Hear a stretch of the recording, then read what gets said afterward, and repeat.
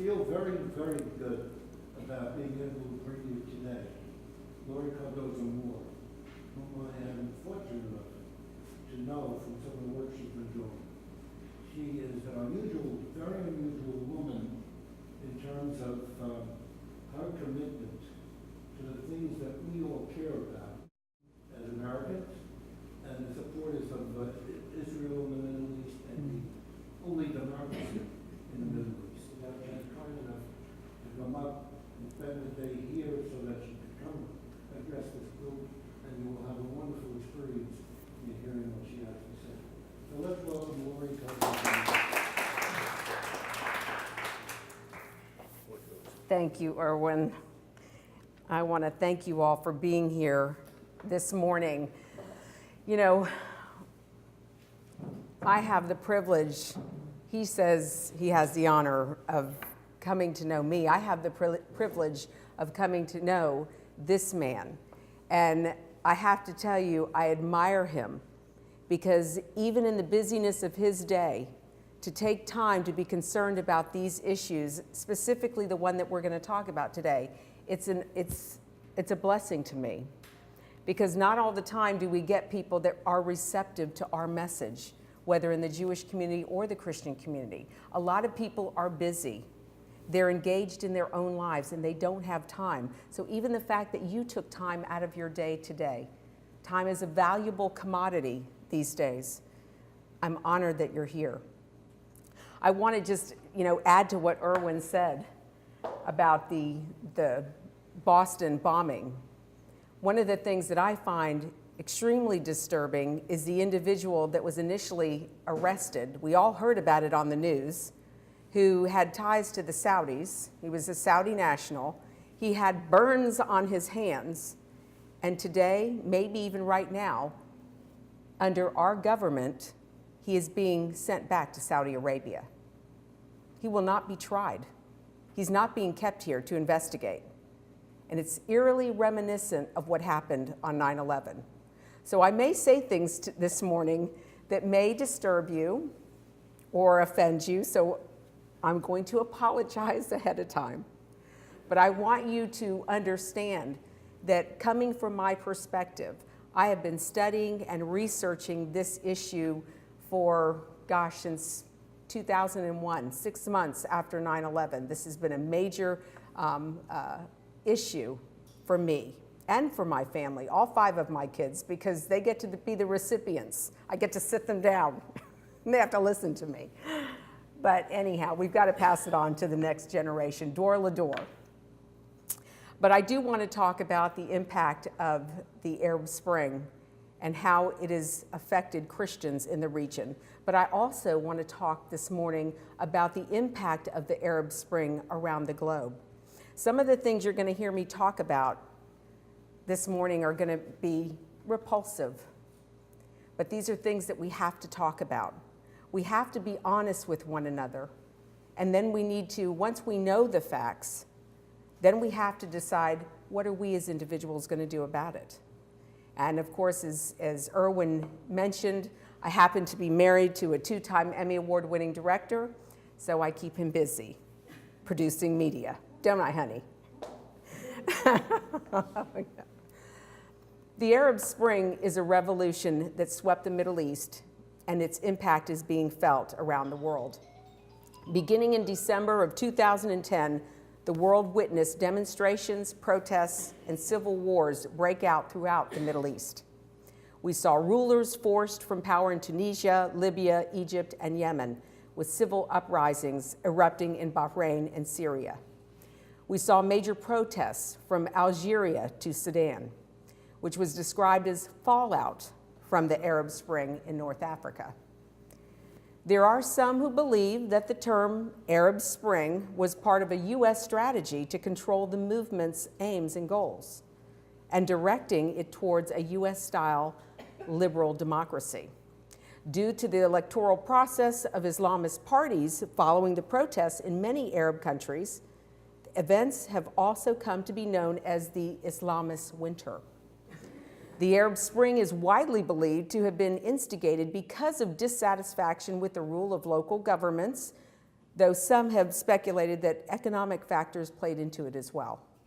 Numerous factors have led to the protests, including issues such as dictatorships, human rights violations, political corruption, and a number of demographic structural factors, such as a large percentage of educated but dissatisfied youth within the population. In recent decades, rising living standards and literacy rates, as well as increased availability to higher education, have resulted in a more educated citizenry in the affected countries. We know that many of the internet-savvy youth of these countries were responsible for this revolution. The idea for this type of demonstration spread throughout the country, promoted by computer-literate working-class youths and their supporters among the middle-class college students. A Facebook page was set up to promote the initiative, and it attracted tens of thousands of followers. The government mobilized to stop the protests through infiltration and riot police. And while the regime was somewhat successful in forestalling the protests, dissidents formed out of youth and labor activists, which became one of the major forces calling for the removal of Hosni Mubarak during the demonstration of January 25th in Tahrir Square. I believe that due to a major shift in U.S. policy in the Middle East in August of 2010, it became the catalyst that has caused the growing unrest in the Middle East. Instead of supporting stability, Obama, this administration, vowed to support change in the Arab world, believing that the Muslim Brotherhood-led governments would provide more stability, therefore enhancing U.S. interests in the region. Unfortunately, either the administration made a poor judgment call or the State Department was totally inept in their mission. A terrorist-led Muslim Brotherhood government arose to power, therefore jeopardizing the security of our only friend and ally, Israel, and more specifically, the Christian minorities in the region. In a recent article written by Raymond Ibrahim, titled "For Christians, Spring Begins with Persecution," he compiled a list of growing attacks against Christians by Muslims around the world, and I want to share some of those with you right now. We're going to talk about Egypt first, because Egypt seems to be front and center, always in the news in the Middle East, next to Syria. After Friday prayers, a throng of Muslims in Fayum province destroyed a Coptic church. The reason cited was that the church is an unlawful neighbor to the Muslims who live adjacent to it and must therefore be removed. All the icons of the saints in the church were destroyed. None of the perpetrators, though, were arrested. 2 days later, hundreds of Copts demonstrated demanding a halt to the ongoing attacks on their churches. And in response, the Muslims attacked the church. The Egyptian Pope and St. Mark's Cathedral is the latest target for anti-Christian attacks on innocent congregants. St. Mark's Cathedral, named after the author of the Gospel of the same name, who brought Christianity to Egypt some 600 years before Islam came by the sword, is not simply just another Coptic church. Instead, it is considered the most sacred building for millions of Christians around the world. As the only apostolic see in the entire continent of Africa, its significance and evangelizing missions extends to the whole region. As an apostolic see, the actual seat of an apostle of Christ, the cathedral further possesses historical significance for Christianity in general. In short, Muslim mobs committed an act of war against Christianity. This jihad attack on St. Mark's Cathedral is no different for Copts than a jihadi attack on the Vatican would be to the Catholics.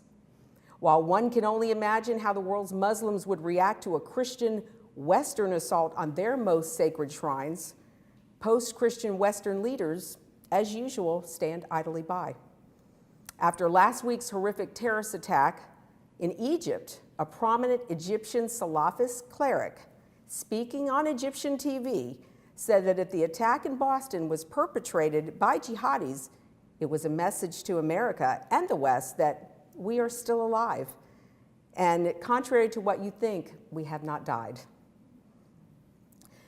Not only are we witnessing the attack on Christian holy sites, but Christians are increasingly being slaughtered in the region as well. Kidnappers are increasingly targeting Christians in Minya, a southern province of Egypt, where more than 150 Christians, including children, have been kidnapped for ransom in the past 2 years. The most recent widely reported case is that of Izzat Kromer, a Christian gynecologist and father of 3, who was abducted as he drove home from his practice. Christians also say they are seeing an increase in the disappearance of underage Christian girls who are being forced to convert to Islam and marry Muslim men. We are also witnessing an increase in rapes against Christian women in Egypt. The first time that many Americans and others in the West became aware of the extent of the mistreatment of women in Muslim-majority countries was on February 11th, 2001, the same night that Hosni Mubarak's government fell in Cairo. And CBS News correspondent Lara Logan was brutally sexually assaulted in Tahrir Square. Yet those already familiar with the Egyptian men know that the brazen sexual harassment of women has been a feature of public life there for a long time. After all, this is an overwhelmingly Muslim country, where statistics show more than 90% of women undergo female genital mutilation. And while Western feminist groups determinedly avoid this topic altogether, international organizations charged with studying the treatment of women around the world typically avoid any insinuation that either female genital mutilation or rape of women and girls has anything to do with Islam. Unfortunately, both do. The Egyptian Center for Women's Rights, a non-governmental group, found shockingly that 83% of Egyptian women reported being sexually harassed, while 98% of foreign female visitors reported being sexually harassed. At least as shocking is that 68% of Egyptian men admit to having harassed women sexually. Political upheaval in Egypt that brought the jihadist Muslim Brotherhood to power in 2011 is cited by many observers as one of the driving forces behind what they describe as an enormous contributor to such incidents. In fact, in December 2012, the Muslim Brotherhood was accused of paying gangs to go out and rape women and beat men who were protesting against the new Muslim Brotherhood government under Mohamed Morsi. An actual sex slave marriage was aired on the Egyptian TV show Hal Akia in July of 2012, complete with public stripping of the woman's hijab. The man involved, who identified himself as an Islamic scholar who had studied at Al-Azhar University and claimed to be an expert on Islamic jurisprudence, then appeared on the TV show and self-righteously cited Quranic and Islamic historical justifications for his behavior. Another popular Egyptian preacher, Al-Hawani, whose candid assertions about enslaving, plundering, and raping conquered infidels who refused to convert or pay the jizya and live under Islamic law as subjugated dhimmis, refers to them as spoils of war. Even more astonishing was the June 2011 suggestion from Sawal al-Mutari, a Kuwaiti woman who once ran for parliament, that sex slavery ought to be legalized and that non-Muslim prisoners from war-torn countries would make ideal Quran-approved concubines for Kuwaiti men seeking to avoid technical adultery. Once again, citing Sharia as well as historical precedent and the advice of Saudi religious authorities that she consulted on a trip to Mecca, Mutari recommended the purchase of sex slaves as the ideal Sharia-compliant solution for Kuwaiti men who don't want to be tempted into immoral behavior. Then there is Syria, where Salafi Sheikh Yasser al-Jalani, originally from Jordan, posted a video to YouTube in March of 2013, advising that he was soon to issue a fatwa, making it legal for Muslims from the Syrian Free Army who are fighting to oust Bashar al-Assad to capture and have sex with all non-Sunni women. Remember, these are the same rebels that our administration is funding. In Indonesia, 4 churches were firebombed with Molotov cocktails in the world's most populous Muslim nation. Hundreds of churches and thousands of homes were destroyed. According to some estimates, 30,000 Christians were killed and 500,000 driven out in what amounted to ethnic cleansing. The beheading of 3 girls as they made their way to their Christian school in 2005 was among the most egregious. Elsewhere, in another village, some 50 members of the Islamic Defenders descended upon a Pentecostal church and strangled the minister with his own necktie. This was the 3rd violent attack against the church by the Islamic Party in the last 2 years. According to the minister's wife, who has also been threatened and harassed, this latest attack has traumatized the 400-strong congregation. Many Christians are afraid to attend services. In Libya, armed Muslim militants attacked a Coptic Christian church located in Benghazi. Now remember, we all know about Benghazi. This administration wouldn't send in the Marines to rescue our ambassador and our men over there. This is the same region. Initial reports indicate that at least 1 priest, Father Paul Isaac, was injured, as well as his assistant. This would be the 2nd church to be attacked in 2 months. This event happened after our ambassador and 3 Americans were brutally murdered. But where is the outcry from this administration? Earlier on Sunday, December 30th, an explosion rocked a Coptic Christian church near the western city of Misrata. On February 10th, 4 foreign Christians were arrested in Benghazi, including 1 with American citizenship, on the claim that they were missionaries. 3 days later, 2 more Christians from Egypt were arrested. 3 days after that, a 7th Christian, also from Egypt, was arrested. Keeping in mind, this is happening in Benghazi. Then on February 27th, Benghazi forces raided another Coptic church, rounding up some 100 Coptic Christians and accusing them of being missionaries.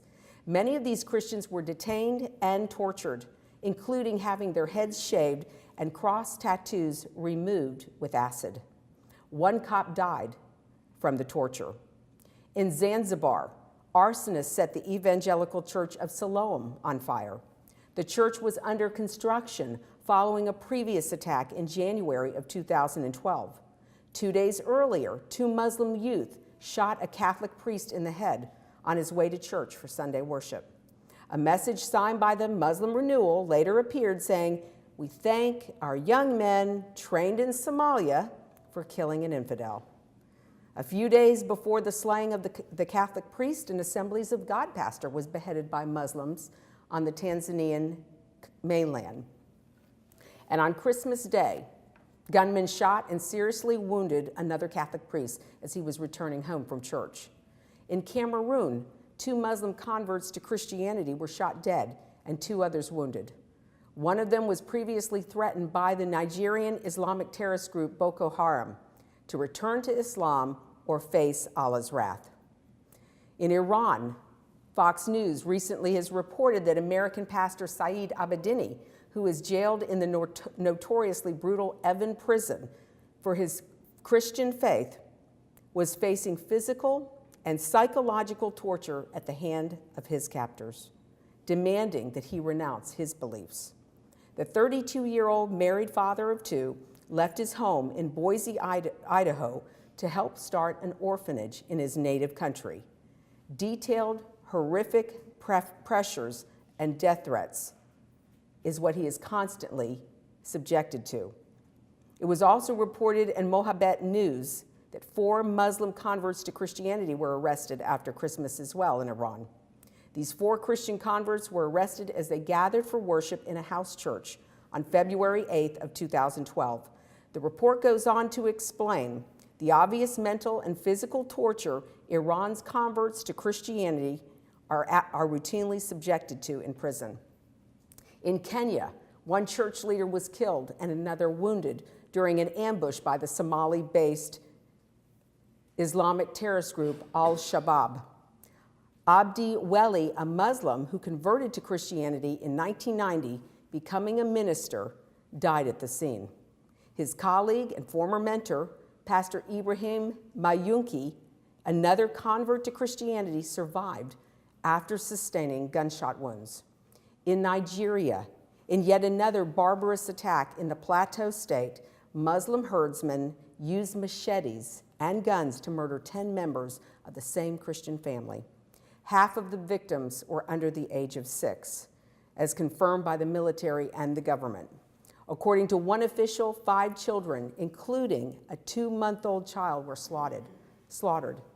It sounds like the Fogel family in Itamar in Israel. And Nigerian Christians were burned alive by Muslims for being Christians.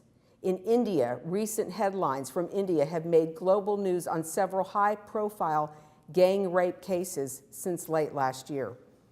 In Pakistan, Yunus Masih, a 55-year-old Christian, died shortly after being shot 5 times in an attack that involved his resistance to convert to Islam. According to sources, Yunus's Muslim colleagues had been pressuring him to convert. Repeated threats and blackmail attempts had been made against him, but he had remained firm in his faith. This is not the first time a Christian has been slaughtered in Pakistan for refusing to convert to Islam. Yunus's son tried to register the attack on his father with the police, but as usual, they refused to launch a criminal investigation. Also, after local Muslims accused a 19-year-old Christian of being in relationship with a Muslim girl, because in Islamic Sharia law, it bans Christian men from marrying Muslim women. He was barbarically assassinated. 3 Muslim men broke into his home in the early hours while the family was asleep and struck the teenager on the head with an axe while stabbing him with a dagger. When his father awoke from the screaming, the Muslim assassins fled the scene. And Rashan Masir, a 45-year-old Christian, was shot dead after an argument over religion in Lahore. On December 1st, 2012, a mentally disabled Christian boy, he was 22 years old, was found dead in the police lockup.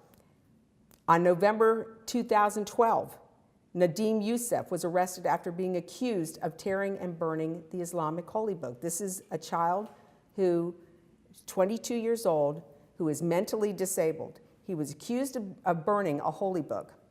The local residents tortured this mentally disabled child. They were preparing to burn the boy alive when the city police arrived. They took Nadim into custody and locked him in the prison.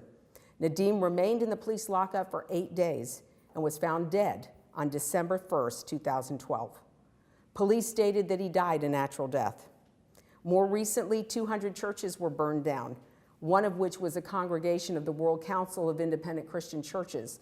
That organization is the organization that I represent as a special envoy at the United Nations. So they're feeling increased pressure in Pakistan. We know that the growing number of attacks on Christians is on the rise, but it's not limited to the Middle East, Africa, or Asia. In the United States, a Muslim man slaughtered 2 Coptic Christians in New Jersey. Although authorities believe that the defendant was ruthless and calculating in the manner in which he carried out the killings and attempted to prevent identification of the victims by cutting off their heads and hands before burying their bodies. It is significant to note that the Quran records Allah saying, "I will cast terror into the hearts of infidels, so strike them upon their necks, behead them, and strike them from every fingertip." In Europe, Claire Lopez, a former CIA agent, says that understanding the Islamic jurisprudence grounding for male Muslim attitudes about the assault and rape of non-Muslim women also helps conceptualize what is going on in cities all over Europe, where statistics for rape committed against host country women and girls by immigrant Muslim men are off the charts. What many in the mainstream media will not tell you is that this is a growing phenomenon in Europe as well, but is gravely and dangerously underreported because the religion of the perpetrators makes it politically incorrect to do so. There are thousands of reported cases of gang rape across Europe, and many of the rapists are Muslim. In December of 2011, 12 Afghan refugees spent 12 hours raping a Swedish mother of two in a refugee camp in Marienland. Reports stated the rape was oral, anal, and vaginal, sometimes with 3 rapists inside her at the same time, while everybody was cheering and clapping. 11 suspects may have been involved, taking turns while drinking and getting high on drugs. The asylum seekers were cheering and clapping their hands during the rape marathon while calling the victim a whore and slut. According to reports, the woman went into shock while the rapes were still underway and has since been in a heavily traumatized state. She is now subject to nightmares and panic attacks and lives in a psychiatric clinic. She is bound to a wheelchair due to damages to her abdomen and suffers from fecal incontinence. The ringleader of this gruesome crime, Rafi Bahadouri, who is 25, had already been accused of 4 other rapes in Sweden. In June of 2011, a 14-year-old Norwegian girl, Eva Helgeton, committed suicide after being gang raped by 3 teenage migrants. In October 2011, a British woman was viciously gang raped by 5 Afghan immigrants while in Serbia. In March of 2012, a British tourist was gang raped by 3 Arab men in a Spanish resort. These cases seem to be just the tip of the iceberg. Some figures indicate there are over 5,000 gang rapes a year in France alone. In the United Kingdom, there seems to be a steady and organized effort to target underprivileged English girls and have them groomed to be raped and prostituted to Asian men. The names of these men are not of Chinese, Japanese, or Filipino origin. They are primarily of Pakistani and Afghani descent. An article regarding the phenomenon in Standpoint notes, according to some of the mothers, a fear of being branded racist makes many of the police and social services reluctant to investigate the crimes as organized and connected. One mother from Rotherham, whose 14-year-old daughter was groomed into prostitution and multiple rapes during a 12-month period, told me that almost every man convicted of these crimes in the north of England is from Pakistan, but that the authorities insist it is not relevant. Cranmer, a blog examining religio-political agendas with politico-religious objectives, details a high-profile and very disturbing case in France where 2 teenage girls were the prolonged victims of constant gang rapes by dozens of Muslim teenagers. Cranmer states that all the men involved that were eventually convicted were Muslims, which begs the question, why is the issue of gang rape committed by young men identified as belonging to a particular minority background consistently suppressed?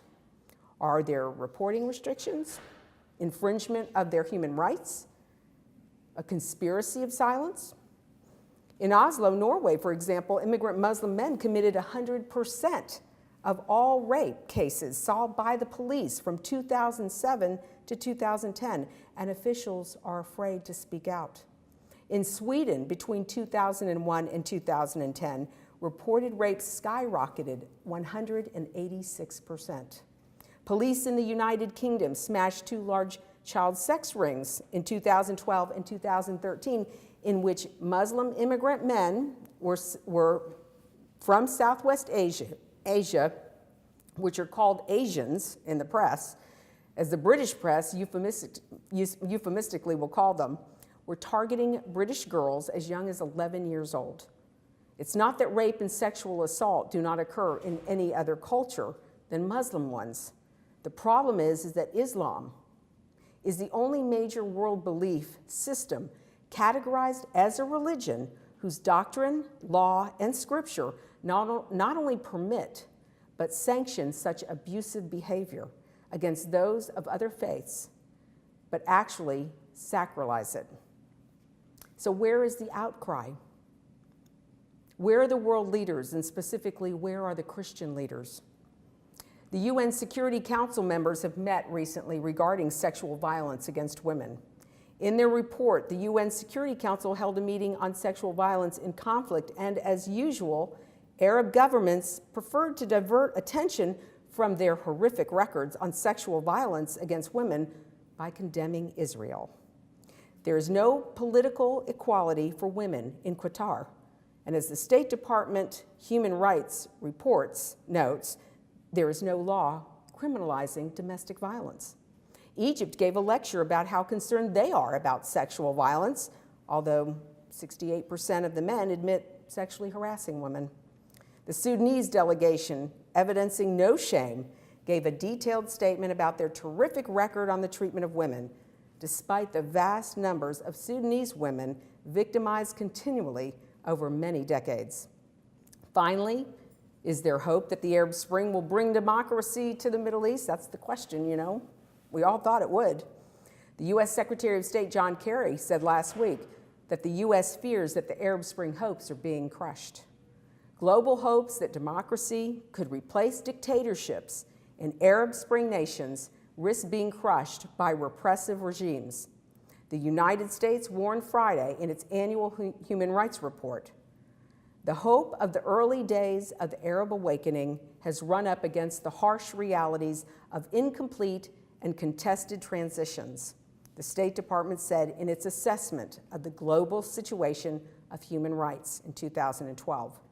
2 years after the first uprisings against iron-fisted rulers in the Middle East and North Africa, the countries that gave rise to the Arab Spring are now encountering harsh realities and face immense challenges.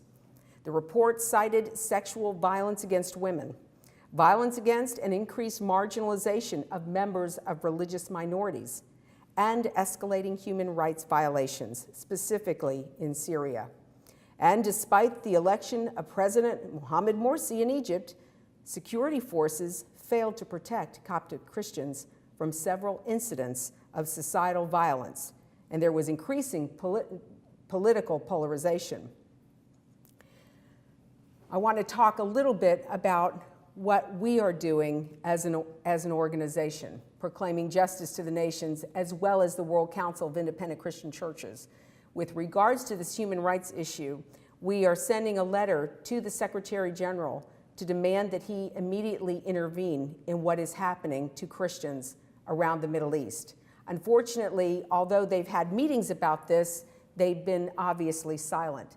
And in a previous meeting, when this issue of Jews and Christians that I had presented, of Jews and Christians being targeted because of their faith in the Middle East, the Undersecretary General offered to meet with our organization to start the process of dialogue. But one of the first things that's got to happen at the United Nations, even though there are more Arab countries, we have to be willing to be honest about what is happening. And unfortunately, that seems to be a problem. One thing the Arab Spring has demonstrated is just how uncertain the Middle East can be. The sporadic eruption of supposed democracy movements across the Middle East and North Africa has yet to fulfill what many had hoped for. And unfortunately, the international community lost the opportunity to support the development of related societies and bring stability and good governance to the region. Challenges to oppression, if managed properly, could be the catalyst to bring peace and democracy to the region, particularly for religious minorities and women. But the strategy can only be achieved when world leaders will be honest about the difficulties in introducing a democratically run government to a culture that is not used to having liberties and still lives in the 6th century. A democracy will not take hold apart from launching religious reforms from within. Otherwise, we only exacerbate the problem, making it worse for those who live in and under these repressive regimes.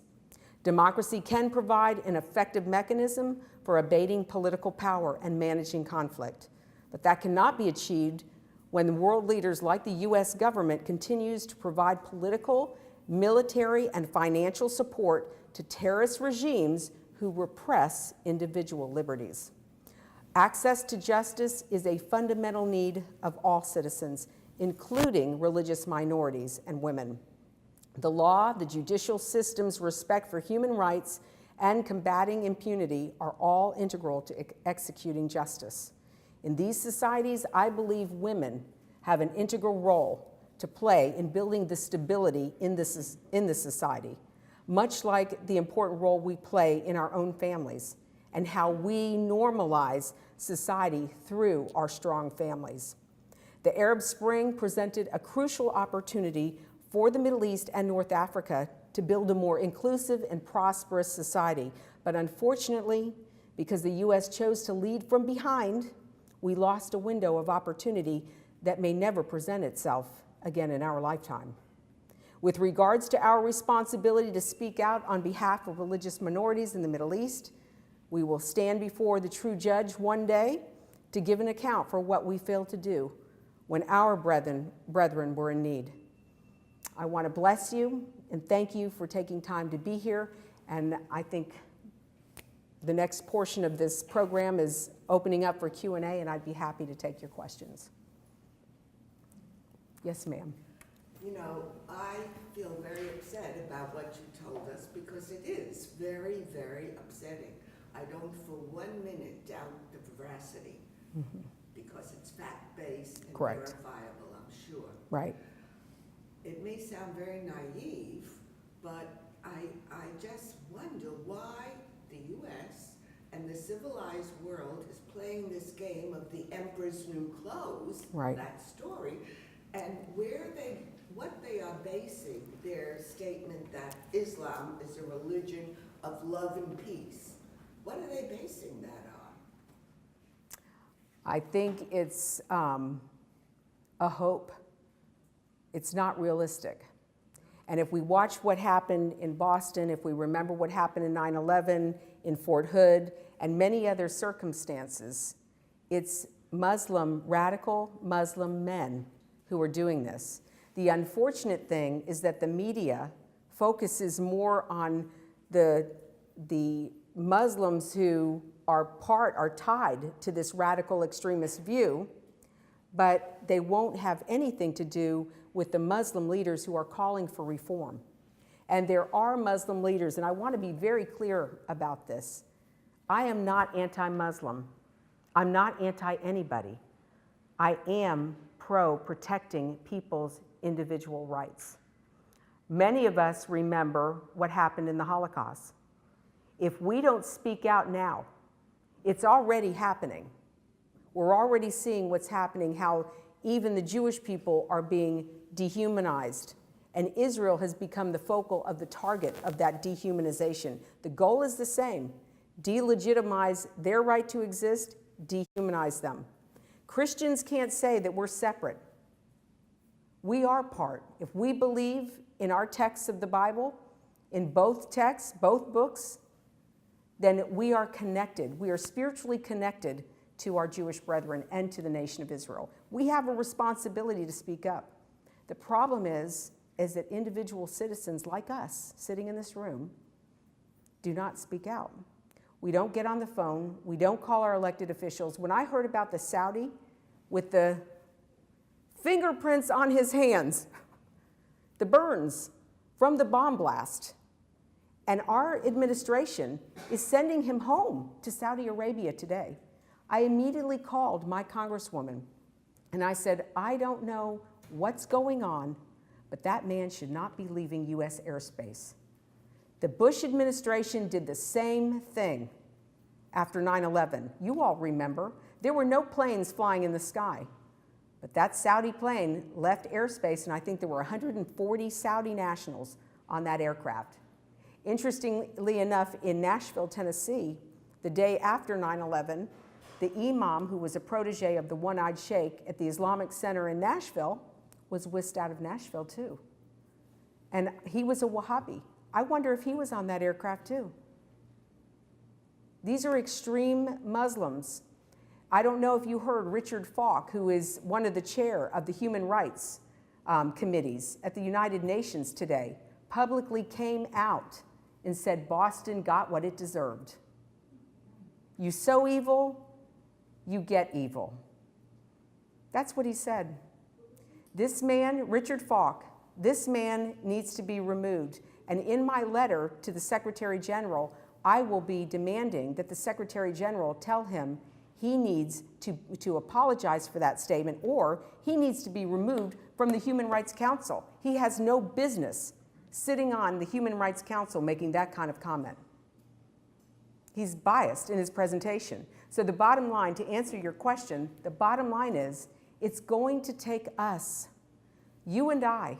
And remember, in Germany, Germany was a Christian nation. It was an educated nation. It gave rise to the birth of the Reformation movement in Christianity. So how could Christians have sat by in modern Germany and not speak up? And I ask the question of the church today, how can you sit by when you see it happening and now they're coming after the Christians? We've all heard, first they come for the Jews, but they're coming for the Christians next. Because we are the two witnesses who testify of the one true God.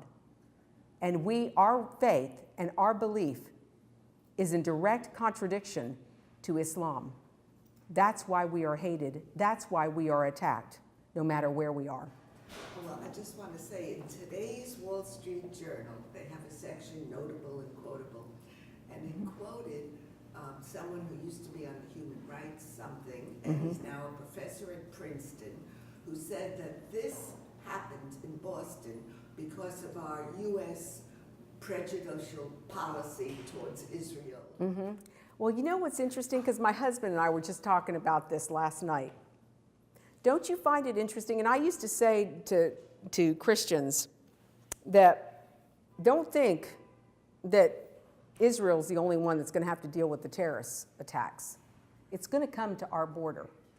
We will start having, it'll be like it's been in Israel, we're going to see that happening. That's the reality of the day we live in. We are going to have bombings like Israel has had to experience during the Intifada. They've shifted gears, and now they've hit more soft targets. But if we, again, do not speak up and say no to these leaders and remove and demand that these type of professors at Princeton, do we have any alumni here from Princeton University? Do you know any? We should get on the phone and contact them and tell the dean, he needs to leave. He has no business teaching in our schools. He's fueling the debate. He's fueling that mindset. Israel is the most democratic country in the world. Yes, the United States is too, but we are losing our freedoms. Slowly, slowly, they're being chipped away.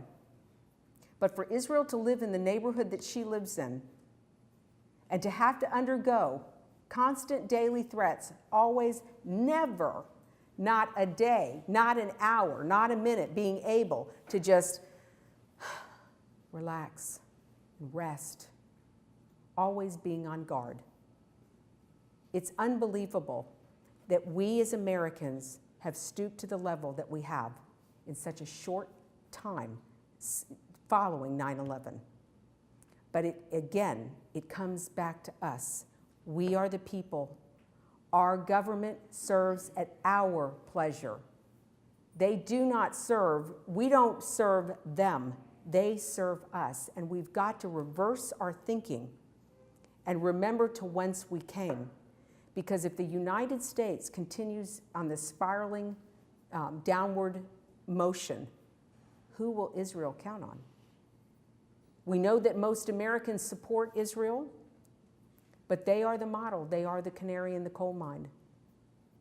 And we can't tolerate this type of rhetoric coming from a professor who is teaching our up-and-coming best and brightest for the future of this nation. Yes, ma'am? Yes. Yeah, you're emphasizing a lot the fact that we have to protest, we can't be silent, we have to be more active.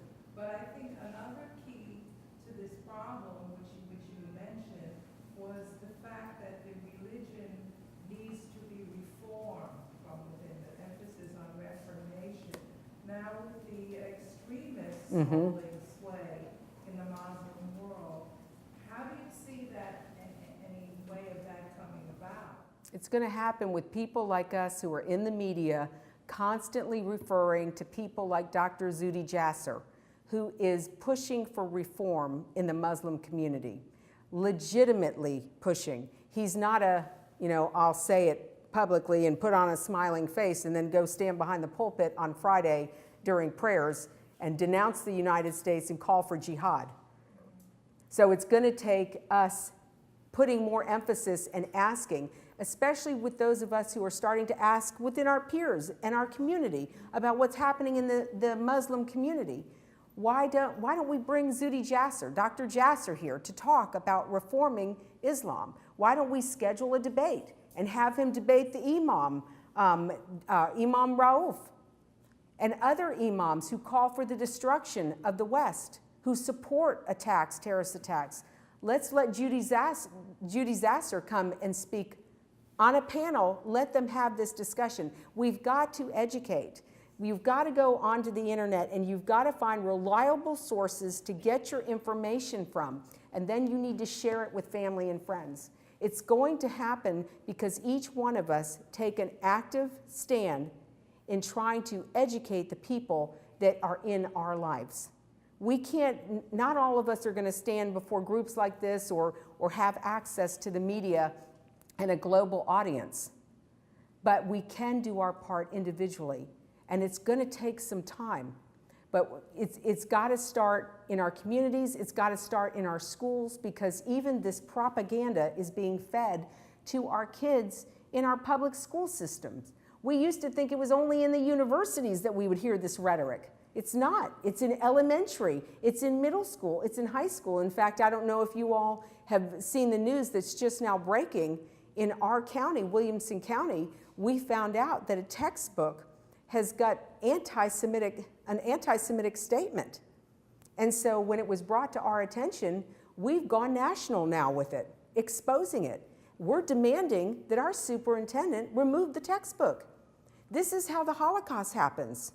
When you start marginalizing a people by making statements like this, little innuendo comments, and then people hear those comments over a period of time, societies change, and people turn against people. And it's important that we challenge. We need to look at our children's textbooks or our grandchildren's textbooks. We need to find out what they're learning. And then we need to mobilize our children and challenge our children to challenge the status quo. You know, my kids, I homeschooled for the elementary years, all my children. Because in Tennessee schools are still rank in the lowest when it comes to education in the nation. There was no way I was going to turn my kids over to that type of 48, I think we were listed at 48 the last time I checked in the nation when it came to education. That's horrible.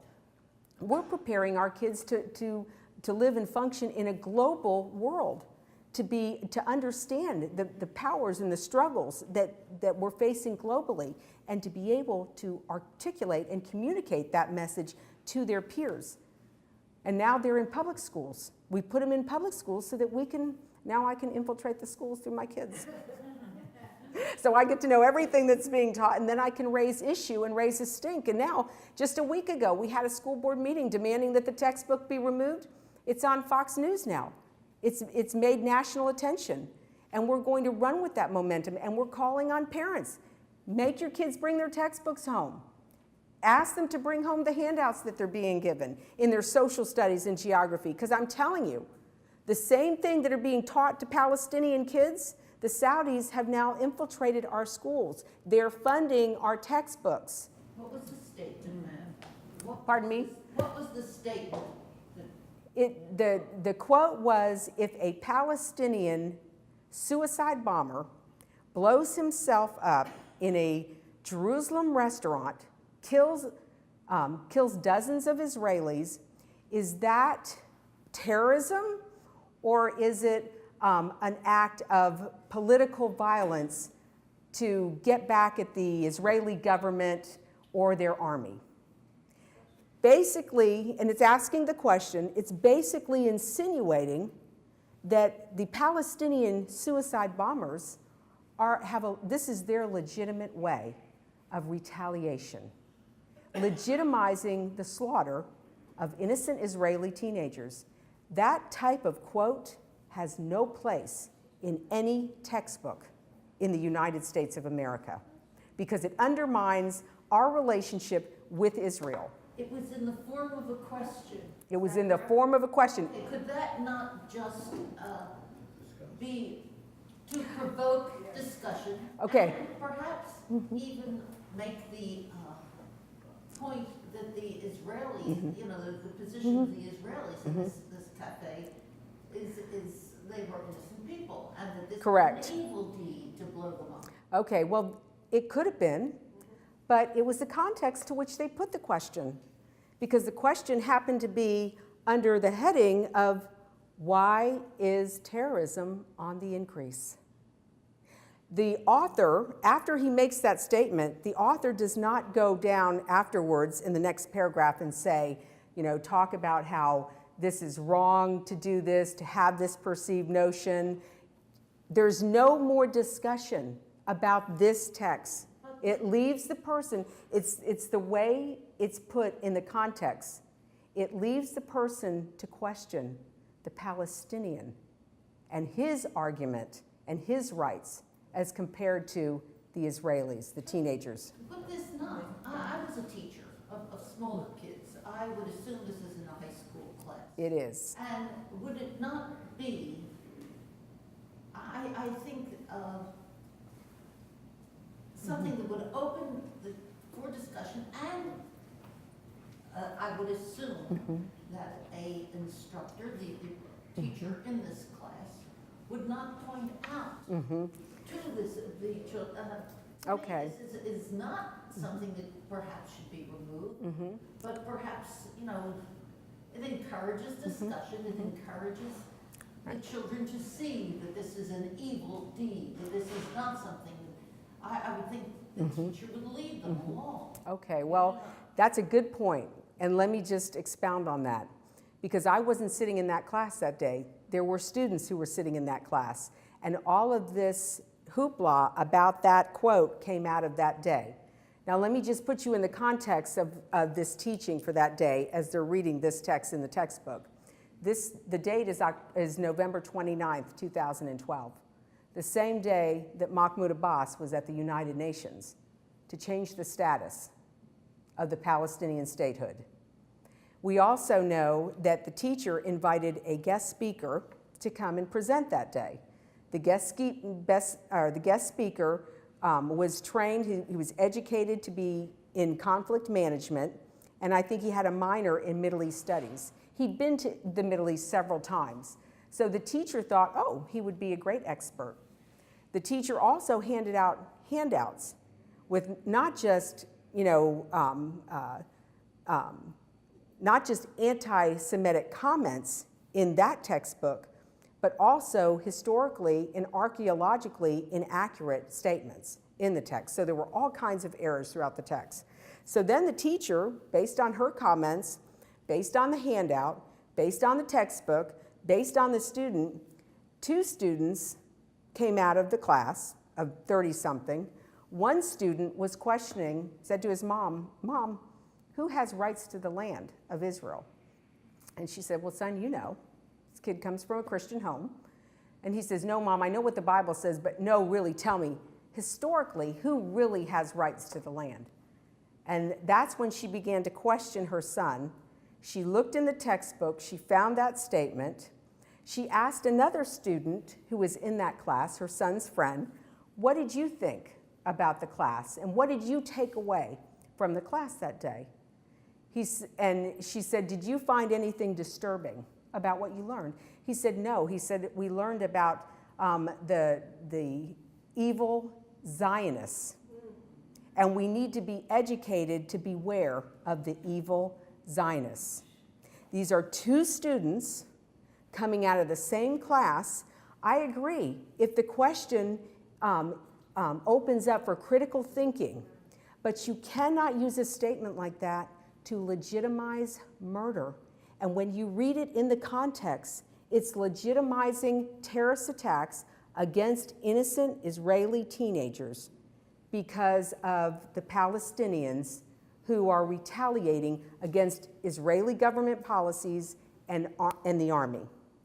So, that, to me, that's the proof in the pudding. Both kids came out with a negative response.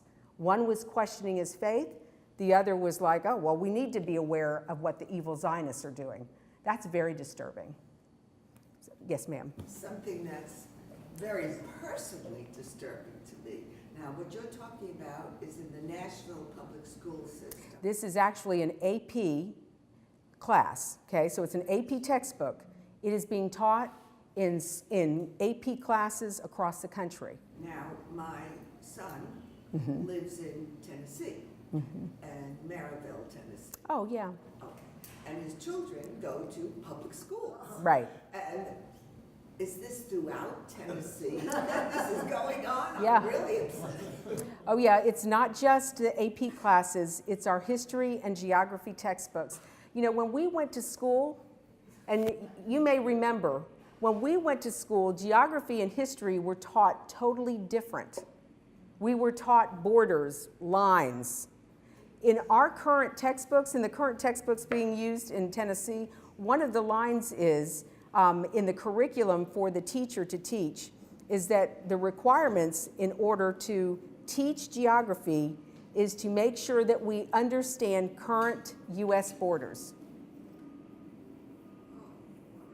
Current U.S. borders, well, when did we last change them? And are they going to be changing anytime soon? That is misleading and confusing to our students. These are impressionable minds. We are already using our textbooks to plant the seed of doubt in our kids. And we all know that education is key to the future of this country. If we don't teach historically accurate information about the United States, about the world that we live in, about the conflicts that the world has encountered, we're going to lose our kids. We're going to lose the greatest nation in the world. Yes, sir. You seem to imply, if I'm not correctly, that this present administration is somewhat anti-Israel. Is that correct? I'm not implying that.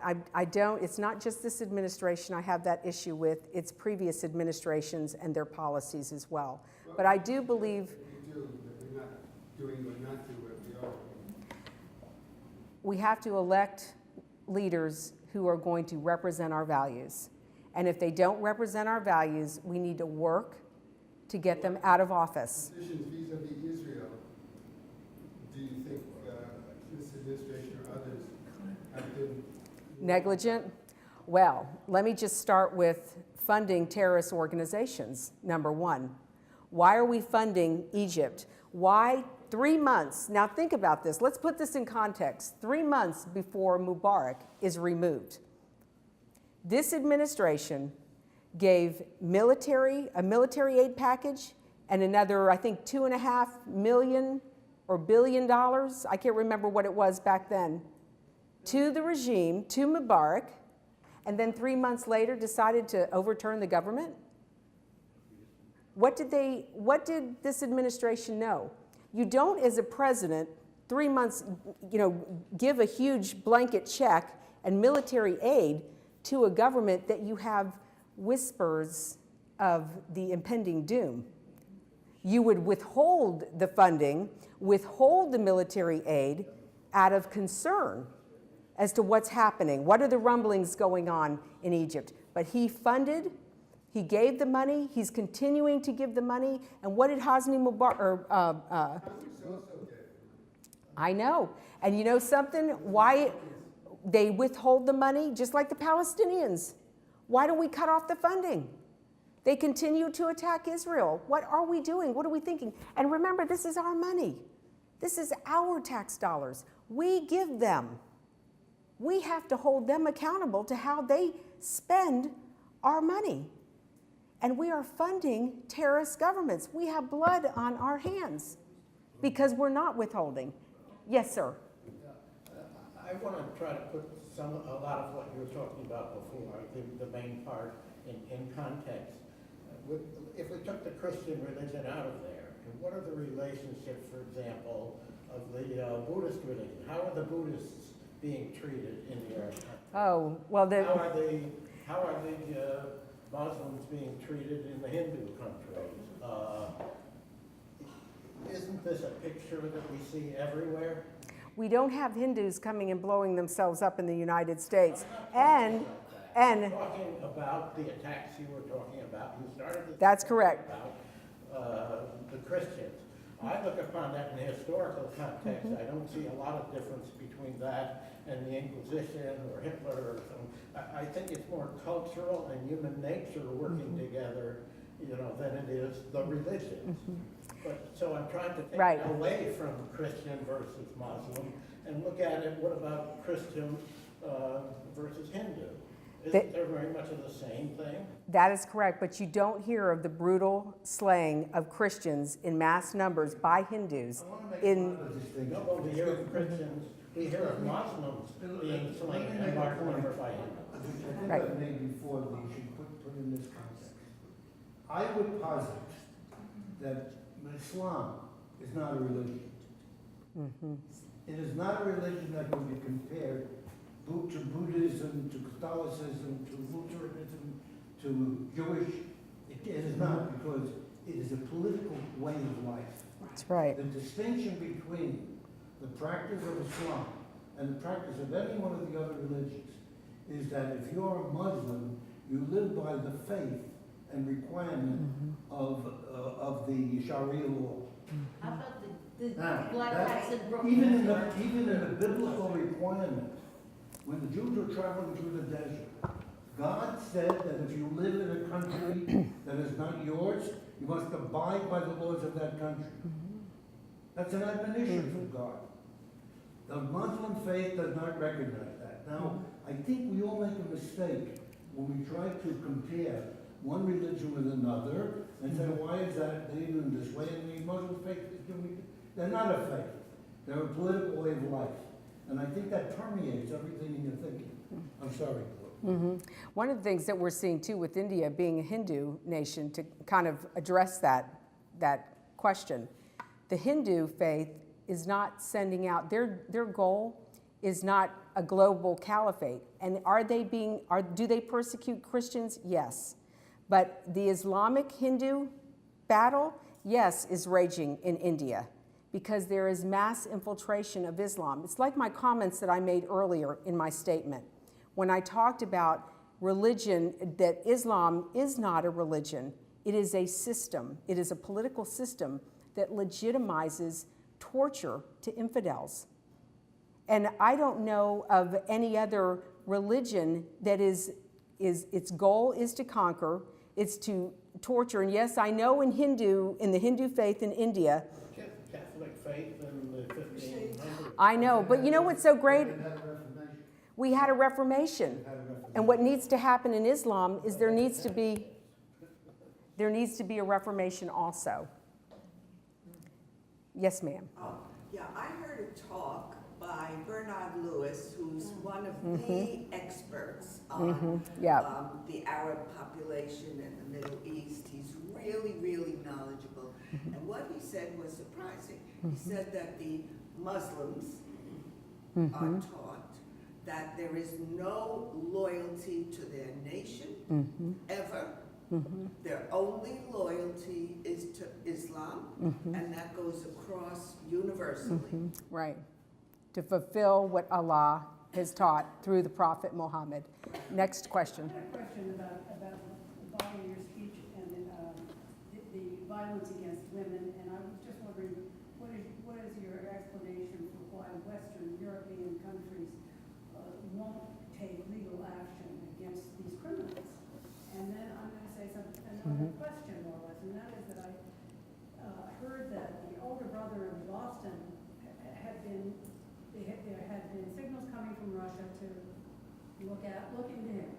And he'd been interviewed twice personally, which I guess is quite an anomaly in terms of immigration. And yet he was allowed, despite a lot of red flags, to stay in this country and become a citizen. Well, I did. He is a citizen. He was very, very Any other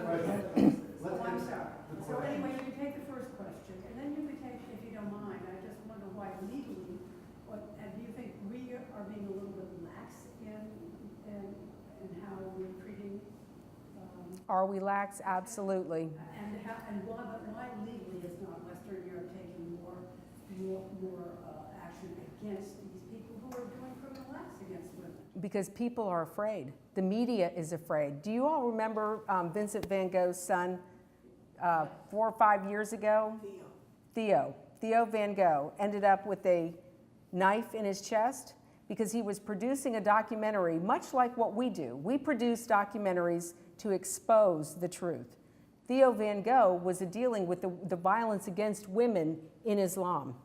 The people who perpetrated the attacks against him saw it as an insult to Islam, and so they single-handedly targeted him, and they murdered him right there on the street because he was in the media. And you know, that sends a message loud and clear to people who are involved in media. People become afraid that they'll become targeted. I've received death threats because of what I do, because of what I say. Authorities, they have, you know, right. But even the legal authority, because the infiltration of Islam doesn't happen, you know, all at once. It's gradual. We've seen it in Tennessee, and they're seeing it, of course, Europe is way ahead of us. But if we don't put some protective measures in place, what is happening in Europe is starting to happen in the US. We're being silenced because we're being called Islamophobic. I'm not Islamophobic. I have met with Dr. Zuhdi Jasser. He's a Muslim that we agree with. He believes in our Western values. He believes in freedom for religion, for people to practice their faith however they see fit in the United States. It's the radical Islamic extremists, like what we saw in Boston, that we must take issue with. We cannot blur, and that's what they've done. They've blurred it for us. We've got to differentiate and just say, no, we need to start dialoguing with Dr. Jasser. Yes, sir. I'm sorry, are you saying that Islamists who rape in Western Europe are not persecuted? Yes, I am saying that. That's exactly what I'm saying. There's no evidence of Christians or Jews persecuting Muslims in Europe. No, I'm not saying that, but I'm saying that someone who commits an act of rape, then nothing happens to them? No matter what they're really. Some it happens to, some it doesn't happen to, because people are afraid to speak out. They're not pressing charges. Yes, some are. But then those people who press charges become targets because they see it as an affront to Islam, because Muhammad says it's okay to do this to the women. Yes. There are communities in Europe that follow Sharia law. When rapes take place, is that where the trials are held, in the communities where they have Sharia law? That's a good question. I don't know. I can't tell you either way, but I will tell you it doesn't matter if they do it that way anyways, because there are some. Because you know they're going to be allowed to be free. But see, there are courts in Europe now that allow Sharia law for people to be judged under Sharia law. That's why it's so important that we in the United States keep the Constitution as our constitutional laws, as the only laws to which we judge. And we saw here. There's a section in Detroit where they're trying, right now they're going for Sharia law. That's correct. In New Jersey, Erwin and I were talking earlier, a couple years ago, a woman was violently raped by her husband, Muslim man. She went to the police asking to put a restraining order. It went to the judge. And some of you may remember hearing the story. The judge said, no, because this is your faith and we don't interfere in this area. So the judge basically gave them their house as Sharia compliant space. Constitution doesn't infiltrate in here. That is unacceptable, because I don't care where Muslim women come from. They should be able to be guaranteed the constitutional rights that are afforded to us as women, so that their rights are not violated, so that if they're attacked, the same law that protects us protects them. But when you have judges like that, thank God another judge came in and said, oh no, he granted her what she had requested, a restraining order against her husband. But this is happening in courts across the country, slowly, slowly.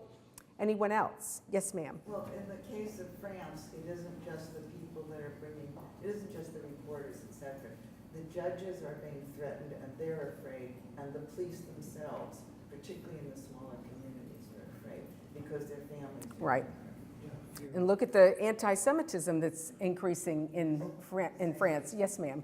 It's just troubling me that Muslim religion is being delegitimized, and we're talking about revisionism, but what practical way is there to revise this religion? There are many, many good Muslims. They follow the same precepts as Christians and the Jews, and they're against violence, and it just seems like there could be this tremendous backlash. Instead of getting the support of Congress, you're further alienating people by saying, you don't have a religion, you have some sort of a political movement to take over the world.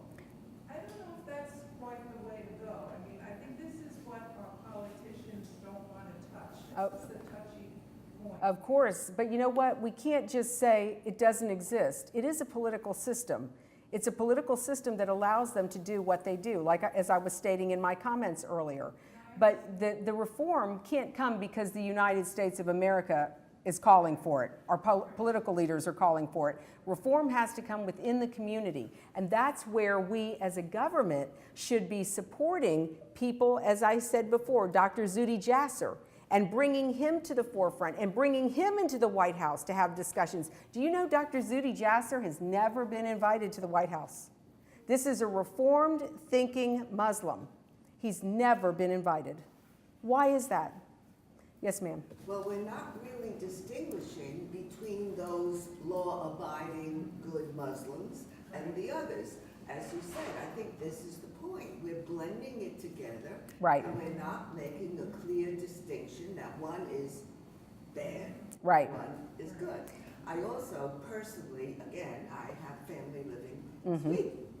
And Oh, wow. yes, I know. They're all That's a major issue these days. And it is. And my son-in-law said that it's like a completely different country. He is very upset by it. He said before all this Muslim refugee, all the infiltration, Correct. whatever, he said a Swedish woman, because it's a very egalitarian society, a Swedish woman could walk out in the streets at any time and not be molested. Right. Now she cannot, because according to the Muslims that we're talking about, the bad Muslims, any woman walking alone is asking to be raped. Correct. That's the way they think. Right.